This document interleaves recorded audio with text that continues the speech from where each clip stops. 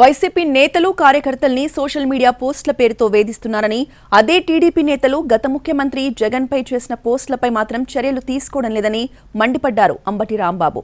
తమపై గతంలో చేసిన పోస్టులపైన చర్యలు తీసుకోవాలంటూ గుంటూరు పట్టాభిపురం పోలీస్ స్టేషన్లో కంప్లైంట్ చేశారు.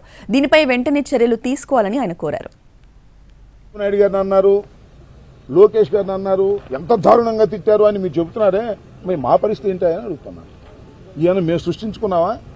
జగన్మోహన్ రెడ్డి గారిని ఎంత భయంకరంగా సోషల్ మీడియాలో మాట్లాడుతున్నారో, ఎంత భయంకరంగా పోస్టింగ్లు పెడుతున్నారో అవి మాత్రం ఈ ప్రభుత్వానికి, ఈ పోలీస్ యంత్రాంగానికి కనిపించవు. కానీ మా వాడు ఎక్కడో ఏదో తప్పు చేశాడని చెప్పేసి వాడు ఎన్ని వందల మంది అరెస్ట్ చేశారండి. ఎంత దుర్మార్గం అండి.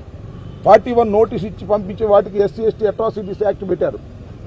హోంమంత్రి గారిని ఏదో అన్నారని ఎస్సీ ఎస్టీ అట్రాసిటీస్ యాక్ట్ పెట్టారు.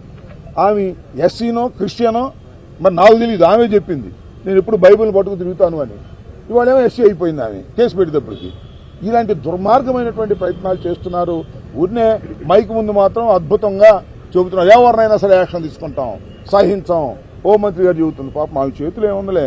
నేను చెప్పినట్టుగా మైక్ ముందు హోంమంత్రి ఆమె, కడమ వ్యవహారాన్ని చూసేది లోకేష్ గారు. ఆమె చేతిలో